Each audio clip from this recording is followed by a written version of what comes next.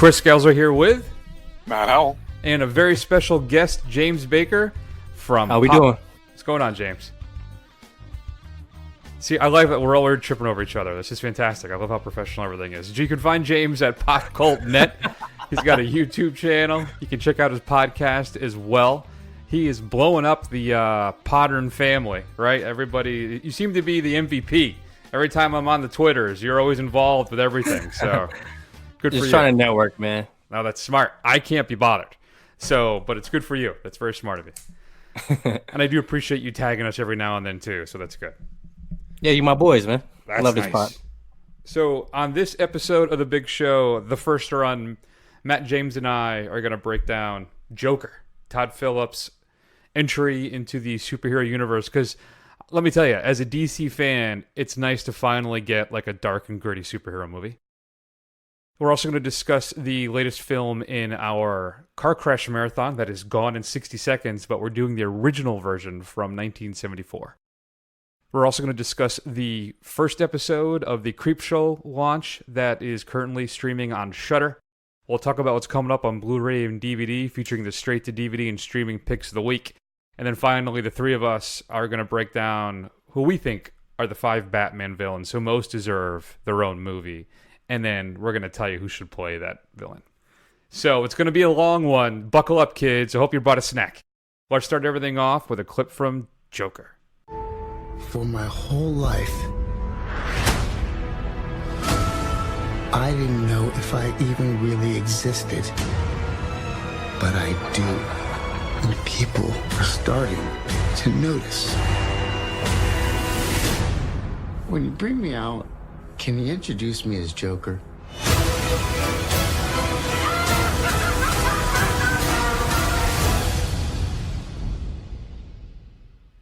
So there are like no long form clips online at all. They're all like 18, 15-second clips.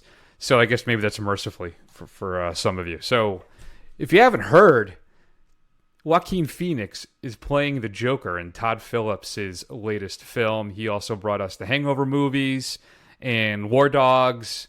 And there's some stuff going on with Todd, which we'll talk about a little bit in the spoiler section of Joker.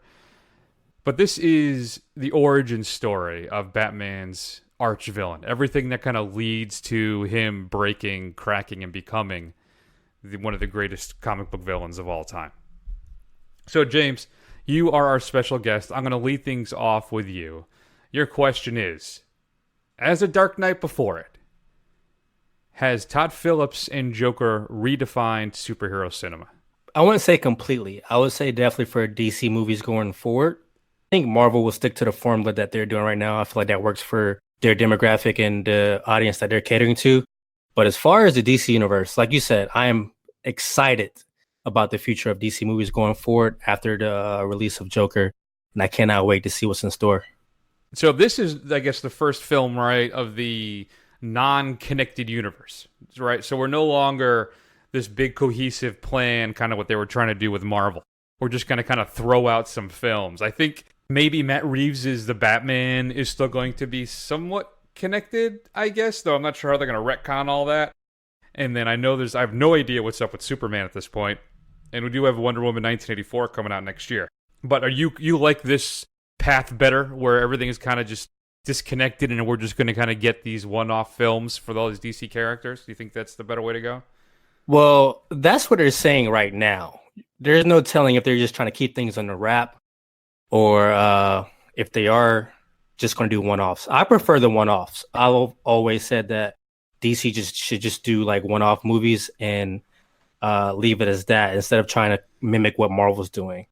But I'm cool with either or methods, but I prefer the one-offs. Matt, what's your answer to that question? Has the Joker redefined superhero cinema? Well, I mean, it made enough money, so maybe. I think there'll be some imitators out there. Whether that's a good thing or not, I would have to say it's not, from my opinion. I like this concept. I did not like the execution of this film. It just didn't work for me. Let's get into it then. What are your thoughts? What are your concerns? What are your critiques? And what did you love? What did I love? I don't know if I really loved anything. I think Joaquin is good. He embodies what's given to him pretty well.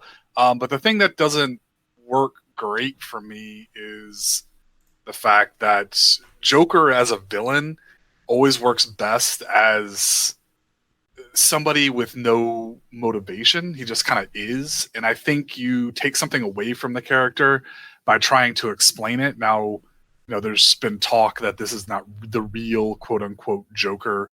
This is like an inspiration foundation for the person that becomes the Joker we know. The damaged Jared Leto, I suppose.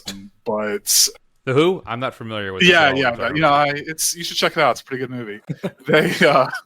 I don't know. I mean, if granted my nerd showing, just because the comic book nerd in me is saying that it just doesn't work for Joker. It's nothing that we haven't seen before. A guy with tragic circumstances in his life gets pushed too far and he snaps and mayhem ensues. I mean, it's nothing we haven't seen before.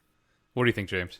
I see where Matt's coming from a comic book fan, but as a film, I absolutely love the character study of Arthur Fleck. My biggest gripe about the film was it took me a while to not see all the Scorsese influences in this film. They're right in your face at the beginning of the film. Taxi Driver, King of Comedy, all the hits. But once I got out of that, I enjoyed it a lot. It's a tough watch. It's very grueling on the soul and the spirit. But as far as the film, I really enjoyed it. Maybe for reasons that I am a Scorsese fan. And I did enjoy those two films. And it was kind of cool to see Todd Phillips put his own spin on Joker. Well, it's interesting because that's one of the notes I have. I feel it is almost too derivative of those films, and that I think it cuts the film off at its knees because of that. You can really see the influences of those two films, particularly. I think even in the suit that he wears. I think isn't there a similar suit that De Niro wears in King of Comedy, I believe. So I'm watching this thing and I'm thinking, what am I supposed to do with this? I watched You Were Never Really Here again just a couple weeks ago. I watched Taxi Driver and King of Comedy. And that's one of my big issues with it, right? This performance, while I think the best thing about it, doesn't really measure up to Phoenix's performance in You Were Never Really Here, or maybe even Sister Brothers, which came out, earlier this year, last year? And I think that Phillips is, I think he would say homage, but for me, I feel aping of Scorsese. It just really kind of kept, not pulling me out of it, but it was a real struggle for me with the movie. Now, there are some interesting decisions that he makes here, and I think he's trying to have a greater message. This is a fairly progressive film politically, right? There's some language dealing with austerity. There's some out-of-touchness with the elite. This is certainly a new spin on Thomas Wayne that we've never seen before. But in the end, I think the big issue, too, I'm wondering if it's a victim of its own media hype. Right, this was supposed to be potentially an incendiary experience. I don't know if this is because of the media or the fans or both. In the end, it's pretty good. It's not remarkable. I've seen this movie before. I've seen it done better. I will say I think it has a dynamite conclusion. I think when the turn occurs, I think the film roars to life, but that's only like the last 20 minutes of the film. So, and there's some other decisions I guess we can talk about in the spoiler section that I just didn't get behind at all. Strong performance by Phoenix, but overall I felt kind of a lackluster film. Matt, what are you thinking? I'm with you. No, I don't know what it is. Maybe I'm just a grumpy old man at this point and I don't like anything and can't find joy in anything anymore. But I don't know. They I think like you said, it's like I've seen this before. I've seen it done better. I don't think it's really saying anything new, and I think it's does a disservice to the character. I mean, it had some good ideas. I like the idea that maybe the billionaire oglarch of Thomas Wayne and the Wayne family is not as beneficial or benevolent as you would have you believe, which makes sense. Being a billionaire industrialist, they are probably not the best of people.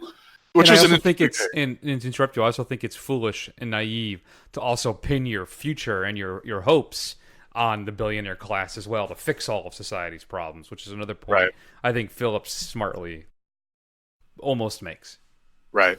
He almost makes it, right. Well, unless the billionaire class is the heir to a fortune who can solve any crime and think his way out of any scenario and becomes Batman. Unless he becomes Batman, then you're right. Billionaires are not going to solve all the problems of the world. But I don't know. I really wanted to like this. I was really looking forward to it, and I was just a little underwhelmed by it. It's disappointing. James, what else you got? I enjoyed it. I'll just say what I enjoyed about it. I didn't really get to say everything that I did enjoy about it. I really didn't go into this movie thinking it was going to be so thought-provoking. And what I mean by that is that I really didn't see the Fight Club-esque twist. I kind of fell for the unreliable narrative of the movie. Thought it was a good choice for a Joker film because he really doesn't have a true origin. So that paid true to the character. I also enjoyed the message that was in the film as far as like mental illness. And I wouldn't say what happens if you leave someone untreated. I don't think everybody would want to go out there and just burn the world down. I did enjoy that message in it. And like you said, I enjoy Phoenix a lot. I feel like he was the reason I enjoyed it as much as I did. Another thing that I didn't like the most was how they force-fed the Bruce Wayne little plot towards the end with the Waynes dying outside a theater. I didn't really need to see that. I feel like it would have probably been better without the ties to the Waynes. I feel like, too, every director, if they have their shot, they have to make that. They have to do that. They have to show. I'm tired of seeing the pearls hit the ground. Like, I don't need to see that no more. I'm good. I know. I feel like they just feel obligated that they have to take their shot at it, right? I don't know why that is. You're entirely right. And I do like them, instead of them seeing Zorro, they were seeing Zorro the gay blade because it took place in the 80s. So that's right there, yeah. Hamilton film. Yeah, stop killing the Waynes, man. So what do you think of Matt Reeves? When is it gonna happen? Do we want to take over under a movie it's gonna happen? Flashback right at the beginning, over the beginning credits. Get it over with. Yeah, it's gonna be a flashback. Yeah, that's basically what Snyder did, right? In Batman vs Superman, it was the opening of the film that was all. Yeah. All right. Well, you can't go back to that well then. Sorry, Matt Reeves. I bet he doesn't do it. I think maybe. I hope he doesn't. Which movie was the opening credits? They just ignored it and just did it in the opening credits. I forget. Was that? That was Batman vs Superman, where the credits are coming up, and then they what's his name, Negan and then two folks from The Walking Dead played the Waynes. Can't remember now. Both their names, which is embarrassing. So, here's the thing. I keep going back and forth with this thing, too. I mean, there were moments, I think, where it really came together and worked. But just as a whole, I think that maybe the film got a little away from Phillips. I'm not sure. I think he's trying to make this grand statement that he just doesn't quite pull off, unfortunately. I will say the third act of that film was phenomenal. And it was probably the most uncomfortable that I ever felt in a theater in my entire life. And I absolutely loved it. I really thought that all this hype about extra security, somebody could be in the theater or whatever. I really felt that. And I really thought that something could possibly happen. And I want to go see it again just for that. Wait a minute. So you're talking about and we were going to talk about a little about this afterwards, but I guess we can transition to it, at least specifically this. That the media, in real life, I'm not talking about the movie now, but in real life, they seem to have been kind of chasing this chance that some actual violence would happen in the theater. And they almost seemed disappointed when it didn't happen. Like, I'm sure, James, you saw it on Twitter, where, was it comicbook.com, I think, shared an article about some people got in a fight outside the theater, and they had to be, they ran with that as if it was something, right? Because I don't know what it was, that they just had to have something horrible break out at one of these Joker screenings, which I don't get at all. So is that what you're talking about? You kind of felt an actual physical unease in case something may actually happen to you while watching this thing? Yeah, I feel like the more I saw, the more it was in my consciousness, and maybe it was like part of the sell for the movie, like, oh, what's all the hype about? Mm-hmm. And maybe it was like a way to promote the film. But I also felt like they were trying to cover their ass for what happened in the Dark Knight film. Like, they didn't want anybody to do another shooting, so they kind of put it out of the air, like, we're going to be there this time, just to cover their ass. I don't know. It felt more knockout game crap to me. I saw a story something today. Happens and they make a big deal out of it, and it's really nothing at all. Yeah, I saw another story today. It was saying something about two guys were in the theater smoking and making loud noises, had to get kicked out. I'm like, that probably happens every day. That probably happens. Exactly. That probably happens everything in every movie. So they're looking for story to tell. You know what I mean? Right. So I'm just glad nothing happened. that's well, no, yeah, me too. Where'd you go see it? I actually saw it in San Antonio at the Oh, wow. AMC out there by the Riverwalk. Okay, look at you, world traveler. So Where'd you guys go? Oh, I went to Veterans, the AMC Veterans 24 Okay. here in Tampa. Matt, I'm assuming you just watched Plain Bill Kinetic. What's up? That's right. a downloaded cam version that you got off the internet. Yeah, I did. That's how you found me out. I jailbroke my Fire Stick. I downloaded some programs and other than the ads for like Middle Eastern casinos, online casinos every 5 seconds, it's fine. It's just as good, really. That's good to know. I did get to see it in the Dolby, which I was happy about. So Get old Dolby. that's right. So Jenna, let's before we jump into some of the other talk about the film, what are you going to give it as a grade? James is our super special guest. If it had a 8, remember we're using the A through F scale, and B and pluses or minuses are allowed.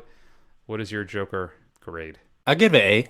That is a bold statement, my friend. Okay, Matt. I'm gonna give it a C plus. Ooh. Oh my god. Oh my god.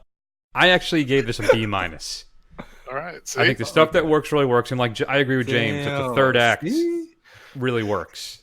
It's really good, and it's really unsettling. It's when he dons that makeup and really becomes right when that turn hits. It hits, but overall, it's okay.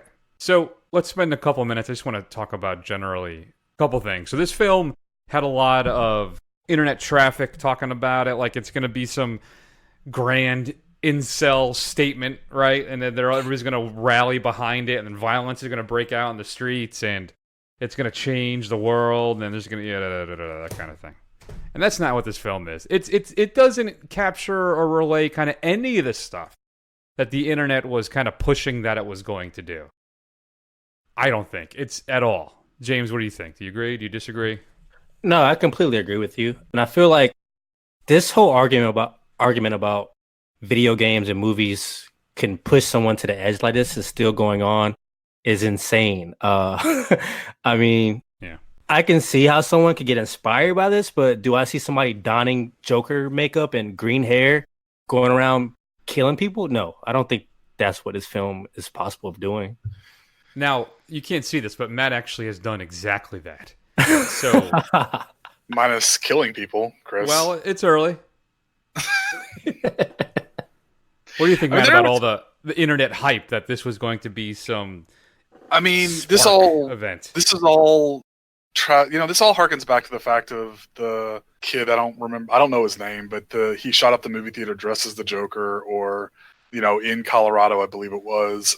And if you do some cursory browsing around on the internet, especially on Reddit, you'll see people who are not well who really identify with the Joker for some reason. There are people, there's one guy who makes the rounds a few times. He's gone so far as to scarify his own face to have Seriously? the Heath Ledger. Yeah, seriously. He's had the smile tattooed onto his face.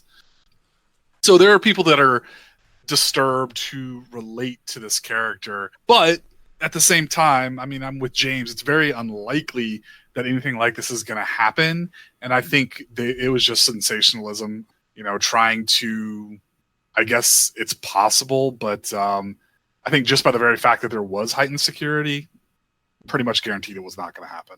Crazy. All right, what do we think about Todd Phillips' comments then?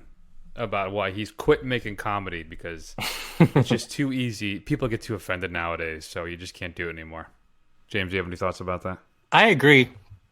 That's why I enjoyed the last Dave Chappelle stand-up. I think it was called Sticks and Stones.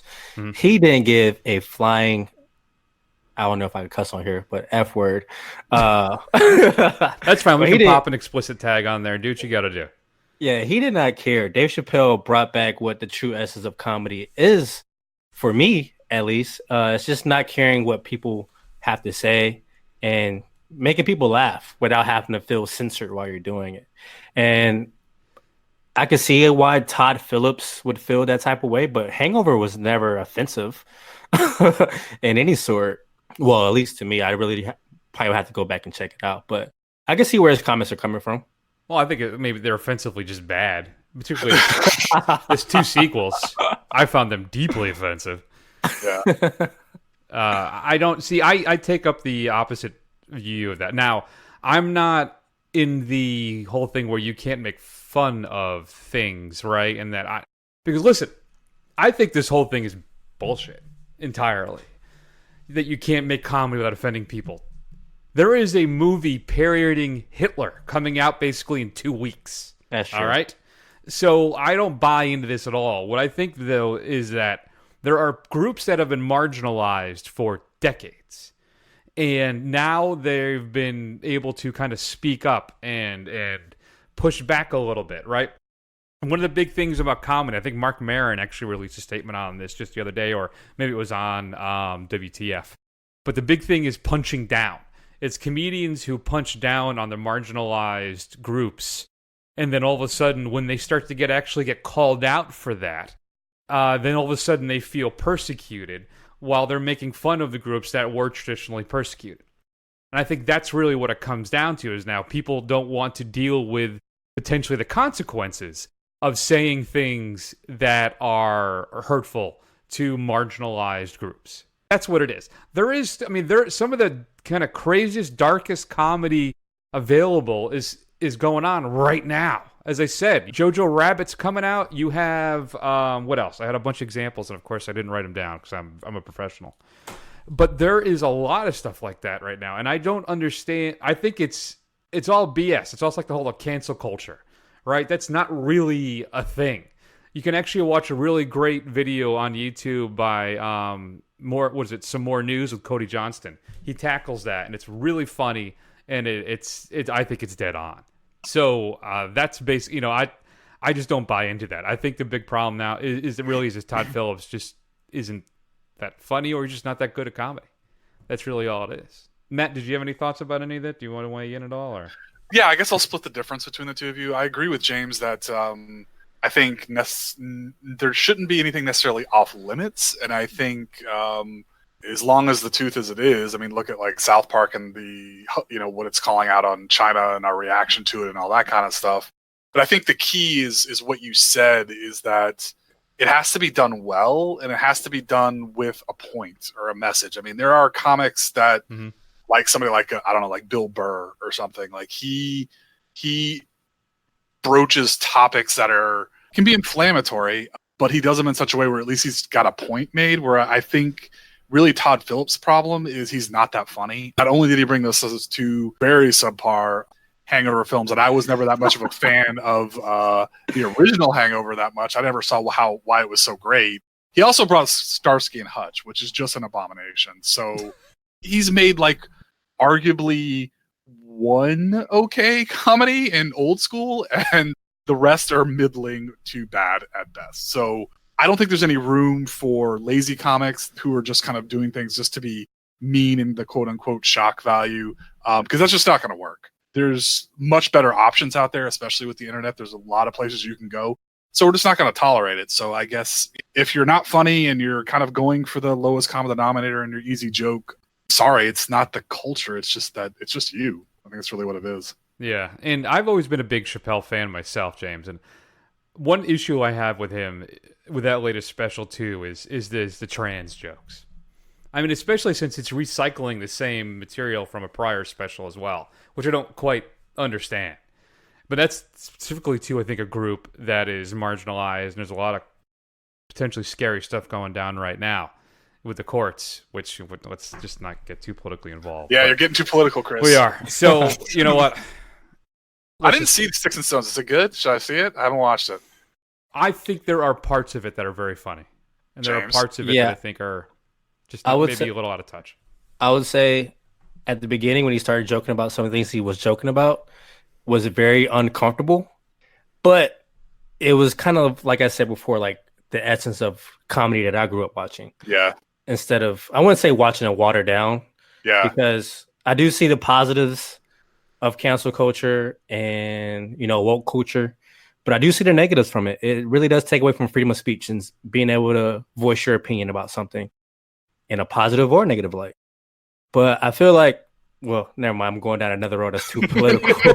James, getting too I was going to cancel myself before I know, say I'm with you. anything else. So cancel myself. But I see positives and negatives of the culture. All right. All Well, I will watch it. I will be honest. The only reason I haven't caught it up because I do really like Chappelle is those previous 2 Netflix specials. I think, especially the second one, he was just so lazy. He was just Yeah, I didn't like that one at all. Yeah, he was just sitting there smoking a cigarette, barely telling any jokes. So I was just like, I'm all set if it's more of the same. So I'll check it out now. And I have one more thing to bring up about the Joker. And this is again as spoilery as I think I'm gonna get.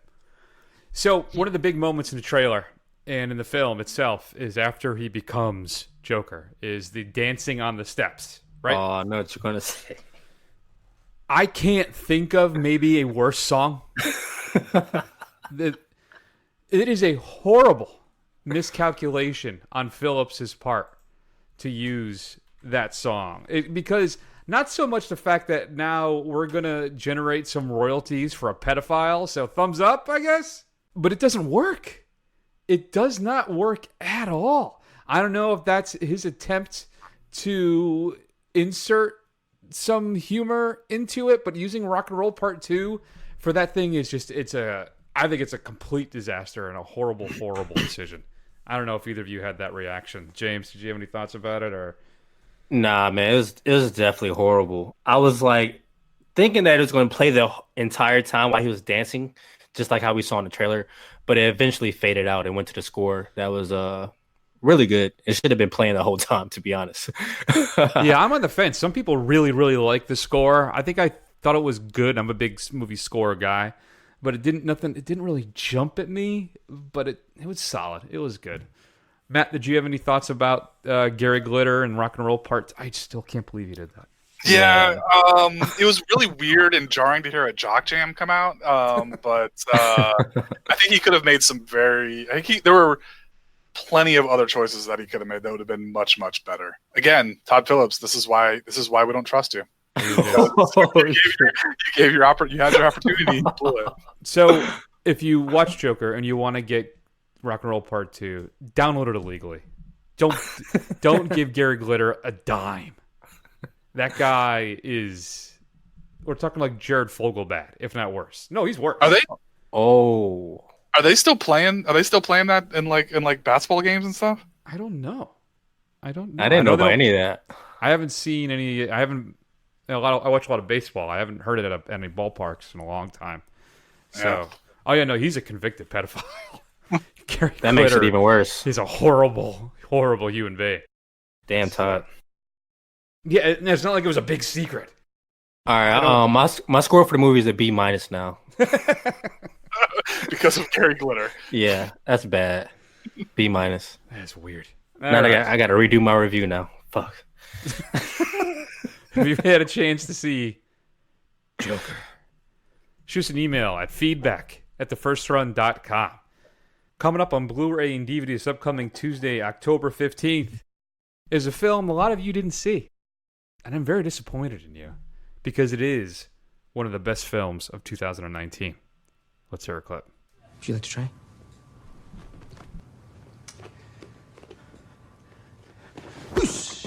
Okay, that was a good first try. I felt a little more like a kick than a punch, though. It felt like a kick to me, too. Your whole life, you've known that a foot can only kick. You've known that a foot cannot punch. Forget everything that you know.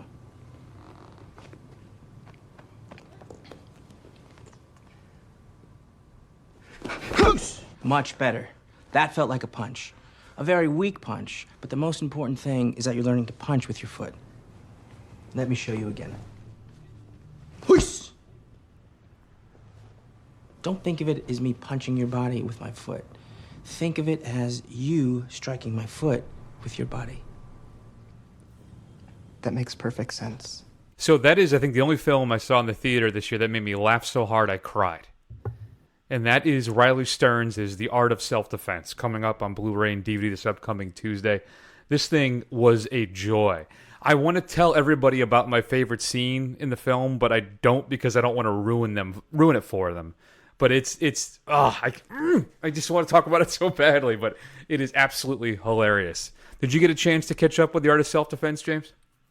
Nah, I recently went down a list of best films of 2019, and I saw that on there, but I haven't had a chance to check it out yet. But if you recommended it, I definitely have to check it out now. Oh yeah, well, now's your chance. Includes an important message from Sensei, which I have to see, as well as some cast and crew interviews. One of the better horror films this year, a movie that just does what it does. It tells you what's going to happen, and it nails it. And that is Alexander Asia's Crawl. Your alligator in the Hurricane movie includes an introduction to an alternate opening, the opening itself. Alligator attacks and some other featurettes include some deleted and extended scenes. Matt and I both really had a blast with Crawl. Did you cover that on the show, James? I'm just going to keep putting you on the spot. I didn't get a chance to cover it, but I joined someone else's pod to talk about it. But I absolutely love Crawl. It was phenomenal. Shocker of a movie. I really didn't think I was going to enjoy it that much. I thought it was going to be like a B-rated horror film, but it definitely delivered the scares. Living in Florida, it hit a little different for me. Exactly. I'm like, yeah, that could happen. That could happen, though. Yeah, it was very realistic. I think more so than you, because you're in the west side of the state, right? I'm sorry, Yeah, we're both on the west side, but you're further closer to water, I think, than I am. Yeah, I'm on the peninsula known as St. Pete. Yeah, so you're doomed. Stuber is coming out as well. That is the Bautista Nanjiani film. I thought looked actually pretty good. I did not get to see that one. Includes some deleted scenes, a gag reel, and more. 3 from Hell, the latest in the Rob Zombie, I guess, is it a trilogy? Is it more? I'm not sure. But your House of a Thousand Corpses, Devil's Rejects. Well, here's part 3. Includes audio commentary by Zombie. The Haunting of Hill House, Mike Flanagan's series that premiered and plays on Netflix, currently available there. Well, if you buy the Blu-ray set, you actually get director's cut, extended episodes for episodes 1, 5, and 10. Also include commentary by Flanagan, and he also does a commentary for episode 6. I did not see this either. There's just so much stuff to watch nowadays, but I hear it's actually quite good. Matt, you haven't, but James, he's giving us a thumbs up. What are your thoughts about it, James? So freaking good. If you haven't seen it yet, please watch it immediately. I believe it's 10 episodes. Yeah. But it's like a 10-hour movie. Gives each character a POV episode, so you could, go in and host character study episodes for each one of them. Really scary. And it's a perfect time to watch it. October. Check it out. There you go. New to Blu-ray, Criterion is releasing the film Haxan, which is one of my favorites if you haven't seen Haxan. It's a series of dramatic vignettes exploring the scientific hypothesis that the witches of the Middle Ages suffered the same hysteria as turn-of-the-century psychiatric patients. Includes a new 2K restoration, some old ported-over extras as well. But Haxan is really weird and creepy and just a lot of fun. Scream Factory is releasing the Omen collection. Includes all of the films, including the remake. There are brand new transfers of each one of the films as well. And it's just a slew of special features. So if you're an Omen fan, this is the set for you. Arrow is releasing Killer Nun, starring Anita Ekberg. She plays a demented nun that tortures and kills patients while having a sexual relationship with another nun, which I think is just kind of what happens, right? Warner Archive is releasing Fearless Vampire Killers, directed by Roman Polanski. And then also coming out, Twin Peaks television collection. All of the Twin Peaks stuff, basically, I think, except for Firewalk with Me, is included in this massive set. And there are 4K Blu-ray upgrades of every episode. And then coming out on 4K for the first time, Pacino's Scarface, the 2004 version of Hellboy, and then the Russell Crowe Denzel Washington film American Gangster. Your straight-to-DVD pick of the week, I had to go with Devil's Revenge. John Brock is down on his luck archaeologist who returns from an expedition to the caves of rural Kentucky after unsuccessfully trying to locate a mysterious relic that his family has sought for generations. Upon his return, John starts to see dreamlike visions of ferocious bird-like creatures from ancient folklore. John soon learns the cave he came into contact with on his last expedition was indeed the cave that contains the relic, and also a portal to hell. Why we picked this one is because it stars first-run favorite. Well, stars I use loosely. I think he's in it for 5 to 10 minutes. But living legend, Bill Shatner. Matt, what should we be streaming this week? I'm gonna make two recommendations. One, because it's Halloween, I'm gonna recommend a bloody sci-fi body horror film that we saw last year. Upgrade is available on HBO Now or Go or whatever it is you subscribe to. It's about a man who's paralyzed in a car crash. His wife is killed by thugs, and he discovers that he can walk again with the help of an AI that turns him into a bloodthirsty killer Terminator ninja, and it's great. I'm also going to recommend something that is going to annoy Chris because I haven't seen it, but Sisters Brothers is available on Hulu. So challenge me, Chris, to go against that because I haven't seen it, but I intend to. Yeah, you have to check that out. And it's on Hulu, you said? Yes, it is. All right. Sisters Brothers is great. All right, folks. Let's go ahead and keep the train rolling. Let's spend a few minutes and talk about the rebirth of Creepshow, currently on Shudder. Everything okay? My daddy, he's changed. What's wrong? I don't know. I can't say. He's real sick. I don't want to go back. Please. I never want to go back. Oh, sweetheart. You don't have to go back. You just stay right here. You need to go pay a visit to that boy's father. Find out what's going on with Richie. Tell you what, son. You stay here with Miss Parmalee, all right? And me and Doc will take that case of beer. We go over and see your daddy. No. I mean, would you? Would you really do that, Mr. Connors? Of course I would, son. So there it is, Matt, James. The return of Creepshow. Shudder has this this exclusive streaming show. They brought it back. The first episode features a Stephen King adaptation, Gray Matter, and then another short called The House of the Head. It looks like every episode has two vignettes, two little mini episodes, right, that comprise it. Now, I've been really looking forward to this one. Gray Matter, the first part, is directed by Greg Nicotero, who is of Walking Dead fame. It features a young man whose father becomes addicted to alcohol, a particular beer, but then some unusual dark transformation occurs, and things go horribly, horribly wrong. And that's what you just heard a clip from, I should say, Gray Matter. James, what are your thoughts on the Gray Matter and at least this first episode, and we'll talk about the next one after that, The House of the Head. But what did you think about the return of Creepshow and Gray Matter? I thought it was okay. I would say this probably is the worst set of kids that I've ever seen in television history to allow his dad to get to that point of no return. But overall, I thought it was cool. Fair enough. Matt, thoughts on Gray Matter?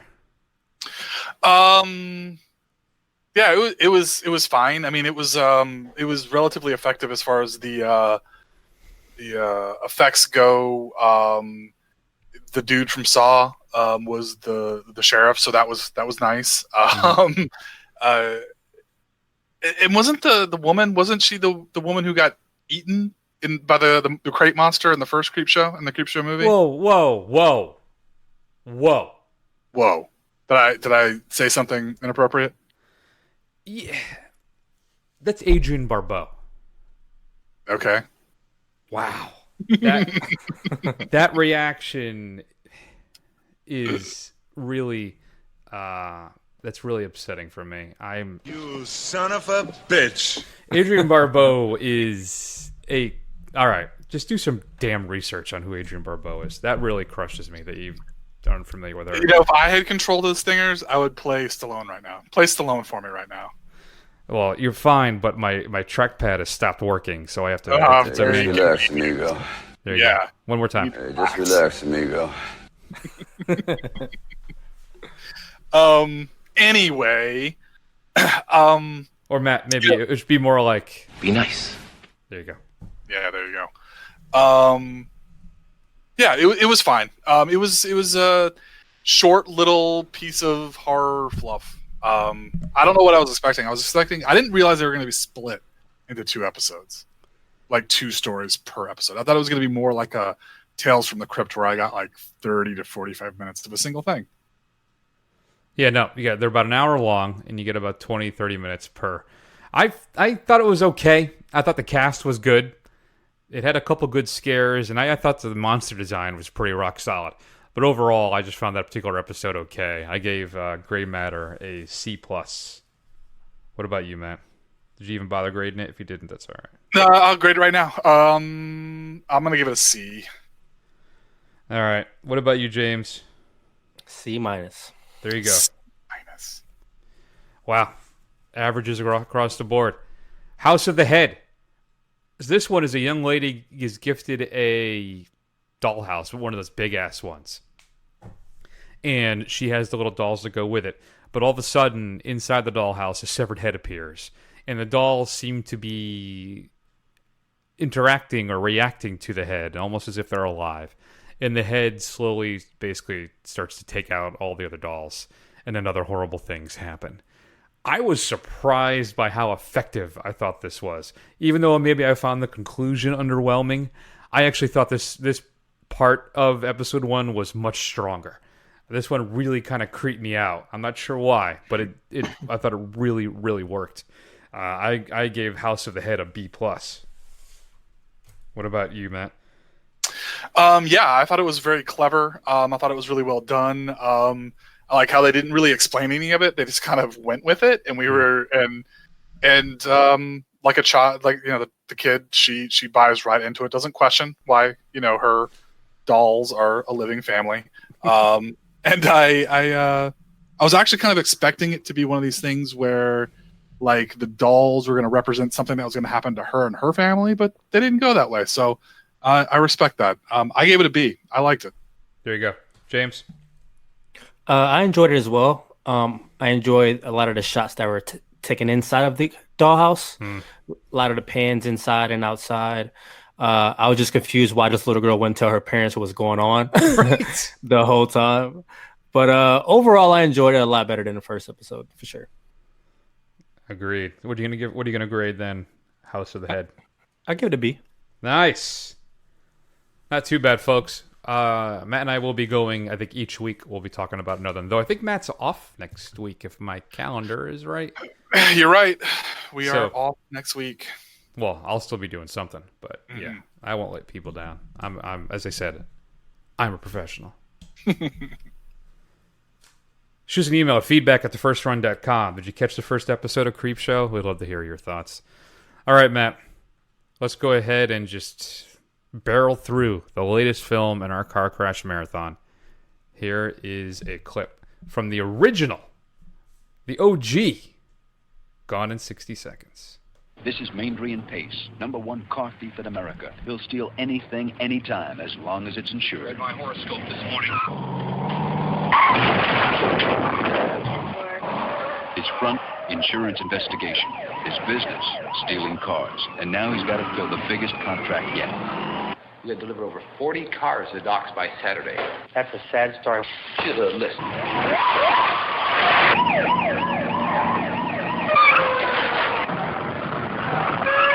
You can lock your car, but if he wants it, it's gone in 60 seconds. Get up.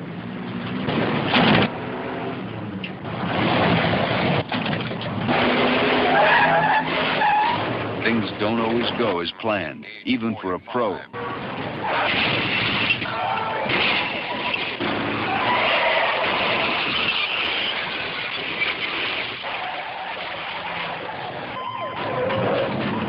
Sometimes when you steal a car, you get more than you bargained for. Holy shit. Here.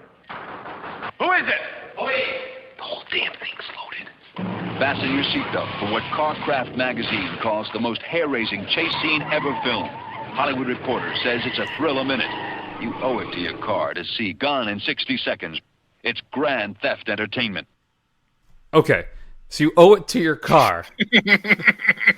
But I also love the fact that there is a car crash magazine. There is, yeah. 70s, man. Come on. It's pre-internet. Listen, all right. This film is a very particular type of kink, and we do not shame people, and we will not shame people, Matt, on this show. Understood? So, and I'll explain what I mean by that. But Matt, question for you: is this an indie gem, or a B movie misfire, or how many car crashes is too many car crashes? I would say this is a B movie misfire for me personally. I was horribly bored while watching this thing. So far, I've been really, really unimpressed, or at least baffled by our car chase movie marathon so far. 2 films deep. I put this on. I started watching it, and I was like, it was basically like Millhouse, like, when are they going to get to the fireworks factory? Because the first, like, 45 minutes to an hour of this, nothing happens, and then all of a sudden the last bit of it is just things happening constantly, where there's just jump cuts and smash cuts and everything else. It was a bit of a mess, if I have to say so myself. So, yeah, I'm watching this thing, and I'm thinking, is this just shot like it's an adult film? It is. I appreciate it's the 70s, and I'm sure they had very low budget. I think they shot the whole thing for $150,000. So I was really ripping on this thing initially, and then I started doing research, and I'm like, this guy did the whole thing, right? Your star, H.B. Toby Halicki, who plays the Mandrian, which is a name, that's a good one. Madrian Pace. Halicki, Matt, he directed, produced, wrote, and starred in this thing. So, and you can see that. I mean, at first, there's lots of weird things, too, for the first 15 minutes, where there's a lot of voiceover work over, like, it looks like maybe home videos and stuff, where they're just delivering some exposition. It is really just kind of cheapy looking, and I'm wondering, at first I'm thinking, did they just lose all the footage at some point? And then I read online that they just kept shooting stuff, and they didn't actually have much of a script for this. So when the editor got it, he's like, what the hell do I do with this thing? Because he didn't understand. He had to kind of piece something together. It is weird and bad and glorious. And it's a great, I think, tale of a bygone era, with those great sideburns, which I don't know if ever will come back, nor do I think they should.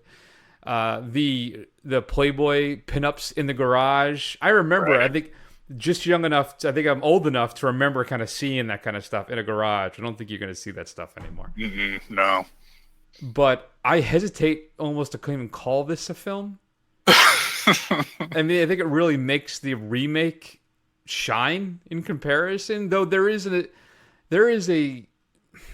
how do I put this? There is just a curio factor. There's just something earnest about it, that this guy really put this all together and delivered this thing. I got to admit, I admire the audacity of a conclusory 40-minute chase scene. The last 40 minutes of this movie is a chase scene. Yeah. So, as is my way, I didn't do a lot of research on this film before watching it. This is really interesting. I find this whole backstory you're relating way more fascinating than the actual movie. And I appreciate you saying that there was no story and that the editor didn't even know what to do with it, because I'm watching this and I'm like, what the hell is even going on in this movie? All I hear is the voiceover from not even the lead character. It's just that one mechanic just talking for the whole damn thing while they just work on cars in the background. Man, like, but there are just some absurd, just wonderfully absurd things. Like, he goes to steal the Cadillac from the woman who's wearing a bikini inexplicably. She's just driving around in a bikini, and she walks off, and he watches her walk away, and then he gets in to steal her car, and there's a baby tiger in the back of the car.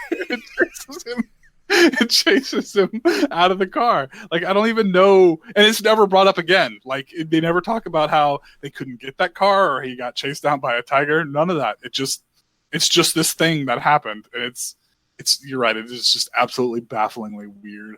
I just love the actual wanton disregard for the safety of other people by the police. They really had no care if anybody. And interesting too, there were like almost no extras, Matt, in this film. Those are all just people walking down the street. So he like wrangled some real cops or like, hey, I'm going to smash this Mustang at 75 miles per hour. Can you? No, but there's one me? scene when the cop car is chasing one of the cars, and all those people have no idea. They're just people. They have no idea what's going on. They actually think.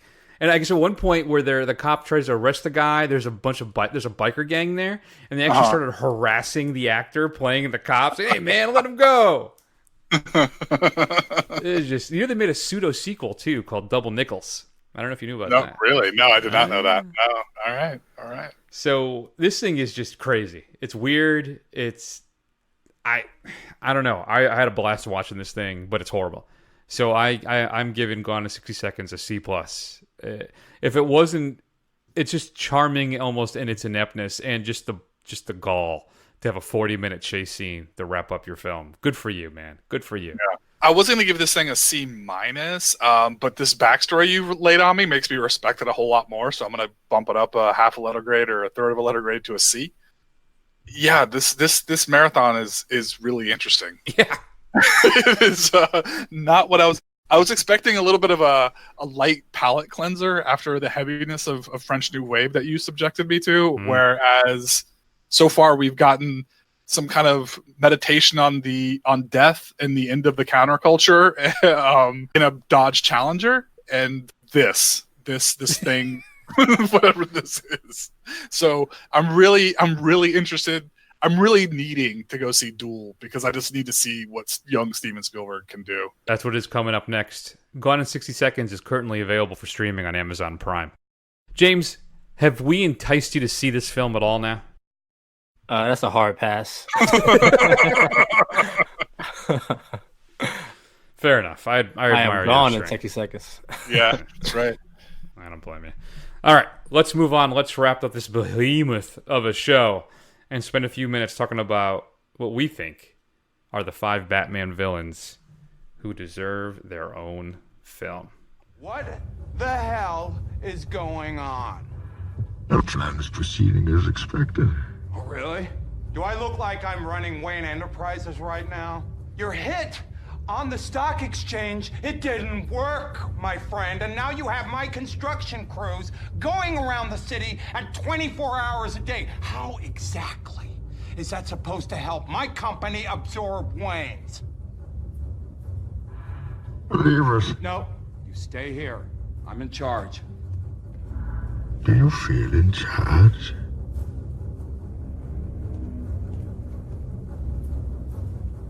I've paid you a small fortune. This gives you power over me? What is this? Your money and infrastructure have been important. Till now. What are you? I'm Gotham's reckoning. It and the borrowed time you've all been living on. I still think that Tom Hardy was unfairly... Well, he didn't get the praise I think he deserved. I absolutely loved him as Bane in The Dark Knight Rises. So I always like to trot him out whenever I get an opportunity. So now we're going to talk about what Batman villains deserve in their own film, of course, after the massive financial success of Joker.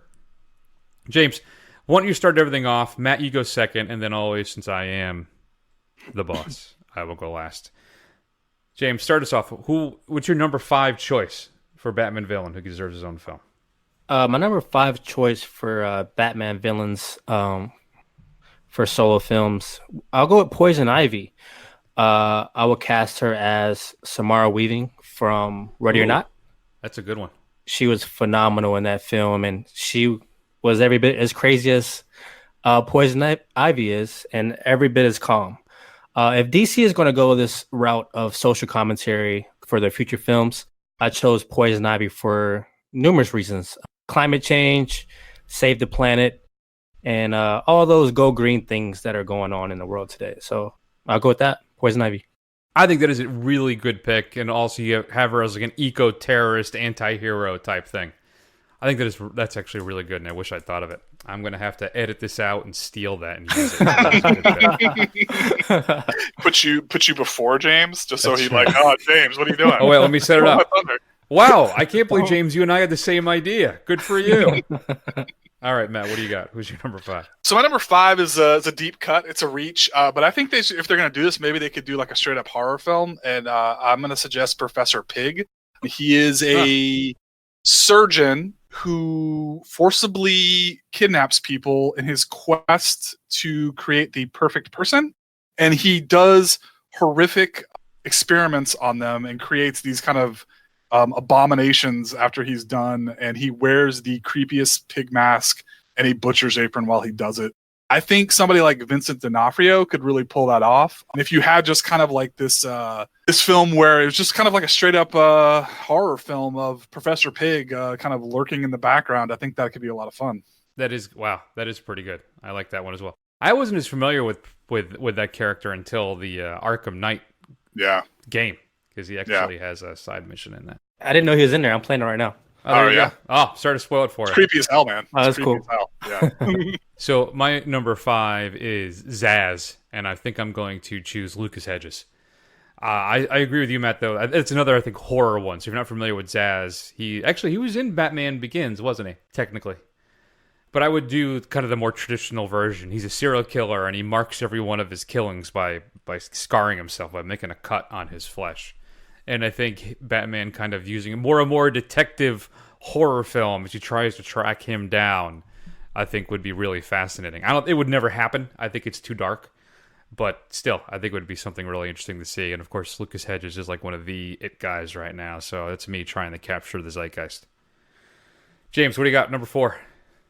Number 4 for me, still going the social commentary route, would be Catwoman. And I would cast her as Vanessa Kirby. You may know her from Hobbs and Shaw and Mission Impossible. She was one of the better parts of Hobbs and Shaw. She displayed that she can do some fight sequences as well as become a good actor or be a good actor. But I enjoyed her, and her quest in her solo film would be to save the animals and all that PETA stuff that's going on too. Listen, I think Catwoman is a great choice, but you absolutely made the wrong casting decision. And we'll talk about that in a little later. Matt, what's your number 4?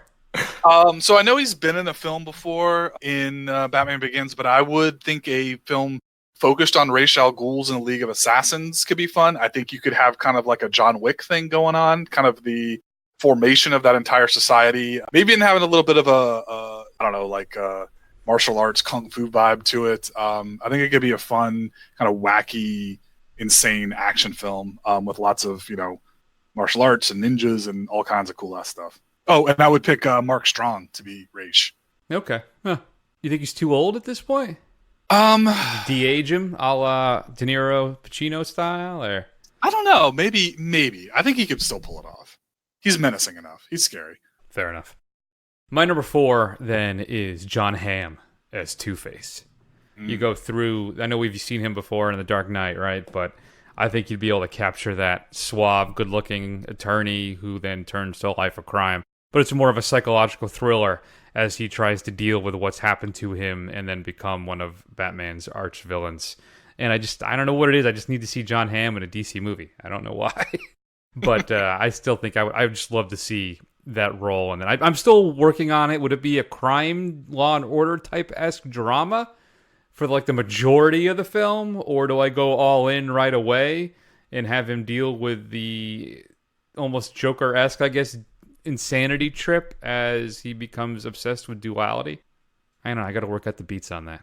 But I basically just want to see John Hamm as Two-Face. James, numero tres. Can we retake that and I go before you? Because you stole my number 3. John Hamm as Two-Face? Yeah, I'm all about that. But I have a backup. What would you do with it? You said everything that I would. Fair enough. All right. What do you want to do? Something else? I have Scarecrow, and I would cast him as Adrian Brody. He just has that ambiguous, creepy look to him. Mm-hmm. And not quite sure how he could hold up in the solo film. I just feel like I should cast him and we'll go from there. Maybe hit up Todd Phillips and steal somebody's work. Sounds good to me. Man, with the burn, man. Well, my number 3, I think that's a fantastic choice. My number 3 is also Scarecrow, but I chose Domhnall Gleeson, the General Hux from the new Star Wars films.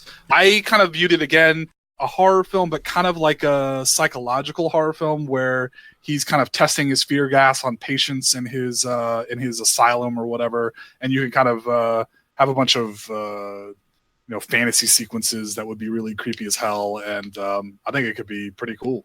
No, that sounds interesting. Not as interesting though as Riley Keough as Talia al Ghul, which is my number 3. So you have the League of Assassins, but you have the Talia portion where she's dealing with living under the shadow of her father, dealing with her love for Batman. So she goes on some mission, and maybe she turns on her dad or saves some kid instead, runs into some members maybe of the Batman family. I don't know. But I would like to see maybe a strong kind of female empowerment superhero film with Riley Keough as Talia, because she's dark, right? She's just ambiguous enough where she's evil, but she does occasionally maybe kind of do the right thing. So I like having that ambiguity in that character. So that's my 3. James, 2. Number 2, I'm gonna go with Bane, and I will cast him as Dave Bautista. Honorable mention for me. Go ahead. Blade Runner, 2049, Guardians of the Galaxy, and his wrestling career. I think this would be an interesting film. It would be another character study of being in jail, being in confinement, and getting out and wreaking havoc on the people that did you injustice. I like that, where he goes after the people who put him there. It's not so much dealing with Batman, right? It's more of a revenge thing. That is a fantastic idea. I actually have Bane as played by Bautista as well. So clearly that is an awesome pick. You and I are apparently on the same wavelength so far. Yes, sir. Matt, number 2. So my number 2 is Clayface. And honestly, if I was going to have it done, I would like to see almost basically what they did in the Batman the Animated Series, where he's kind of this like victim of circumstance, and he's this tragic figure who kind of loses everything in his life, and he's trying desperately to hold on to it, but he can't, even with all this kind of newfound power, because he's no longer really a man anymore. If you're going to have him not be in his mushy state very much, I would pick Dan Stevens from The Guest and Legion. If you're going to have it be all mushy mocap, it's got to be Andy Serkis. And then you could just have him be Andy Serkis. Give him some face time for a change as non-Clayface. I would go with the latter over the former for that. Okay. All right. You're wrong. Sorry, James, you saying something? Or is that Matt? That was me. I said you're wrong. Continue. My number 2 is the best number 2 pick we've heard so far, and that is Ashton Sanders as Jason Todd / Red Hood. But Red Hood, like bad guy Red Hood, who is out for revenge to kill Batman. If you're not familiar, Ashton Sanders played Chiron in Moonlight, and he was also in the Predator movie there. But Sanders has some really interesting qualities because he's a big guy, right? He's got the build for it, but he also can play sensitive in dramatic moments. I mean, just watch Moonlight, which is just a fantastic, heartbreaking film. So I would absolutely love to see him kind of take on that role, because it would require that tough guy persona, but with a lot of depth and sadness potentially too. And I think he would be perfect for that. So that's my number 2. Bring it home, James. Number 1. Now, clearly, it's not going to be as good as mine, but I'm still curious to hear it. What do you got? We might have the same one. You never know. My number 1 pick would be the Riddler, and I will cast Jake Gyllenhaal as the Riddler, Nightcrawler, and more so his last performance in Far From Home and Velvet Buzzsaw. I would have this film be a social media commentary, and he will just be someone that keeps trying to go viral, and he can never go viral. And then he finally figures out if he makes these riddles for people to solve, he finally goes viral, and then he keeps going to further extents to keep going viral and viral by making these crazy, outlandish riddles, and he drives himself crazy. That's interesting. From trying to get so famous on social media. You know, there's a couple good ideas. You may want to reach out to Johnny Hollywood, the president of Hollywood. And, we haven't talked to him in a long time, Matt. Through Who We haven't. No, we have not. We got to bring him back. We'll have to get the interns on it. Yeah, well, we will. That's a good one. All right, Matt, what's number 2 for you? Or number 1, excuse me, for you. My number 1 is the correct number 1. It's Mr. Freeze, which is the absolute best tragic character who's been criminally underused. I think you could kind of do this whole kind of critique on the pharmaceutical industry and kind of the insurance and kind of corporate greed that kind of gets in the way of this guy who's trying to save his wife and do good for society at large, but because he wants to make it easily available to everybody, he's punished for it, and he becomes this kind of avenging, heartless angel of death. And I was kind of trying to thinking this out, and I was kind of waffling back and forth, but if I'm making up a list that's never going to happen, I said screw it. And I would say that you could have Daniel Day-Lewis play Mr. Freeze, because he could pull off kind of the whole range of emotions that would be required, even the kind of the subtle menace, as well as the kind of pining for his wife Nora throughout the whole thing. I think it'd be fantastic. Very good. It just occurred to me too that my number 5 makes no sense, which I had Zaz with Lucas Hedges, because it necessitates Batman being in the film. Mm-hmm. So I'm going to swap out my honorable mention and agree with James, because he was correct, and do that Bane Bautista film. But I will do like a lot of Hollywood people do. I'll just steal James's idea and make the film myself. So I humbly submit for my number 1 pick a heist film that is an adventure and a comedy, starring Tessa Thompson as Catwoman. I think that film would be a blast. I think it would be a lot of fun. And I need to get Tessa Thompson in as many films as I possibly can. That woman is just, the screen lights up. I mean, she made that Men in Black film watchable. Barely, but she made it watchable. So I would love to see her do like a big adventure or heist movie. I think it would be a lot of fun. Yeah, and you're right. That is the correct casting for Catwoman. See? Nailed it. You're welcome. Thank you. I'm still in it, though. You stole my... All right, folks. Do you have any honorable mentions? I'm all set on my end. I had one honorable mention that I just want to bring up. I would think to have a Kite Man movie. Hell yeah. That's what it would be called. Kite Man, hell yeah. And it would be starring Joseph Gordon-Levitt.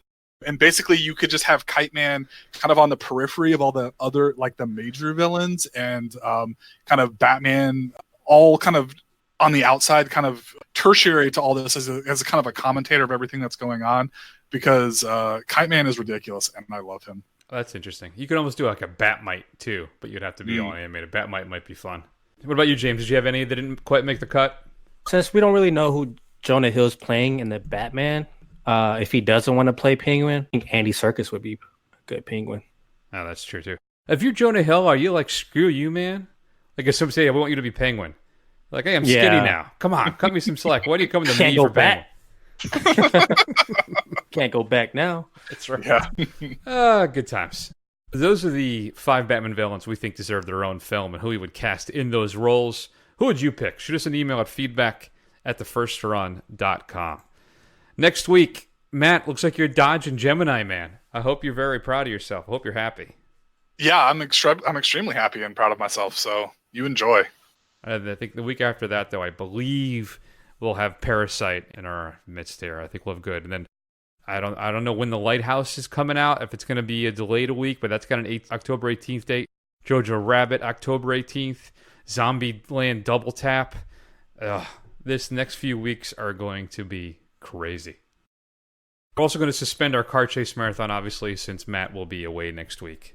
So we'll be talking about Duel when he gets back for that. In the meantime, check us out on YouTube, Instagram, Facebook, and Twitter. Do a search for The First Run. Scroll a little more. Eventually you will find us.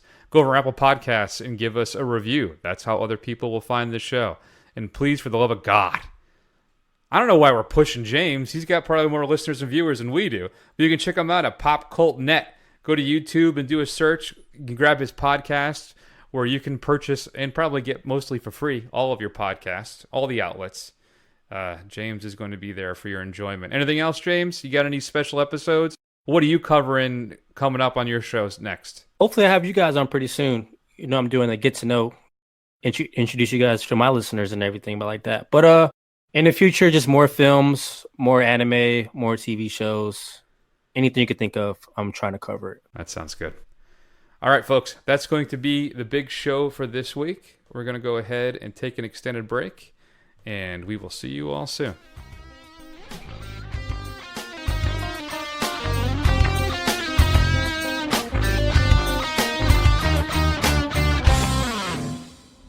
wanna know how I got these scars?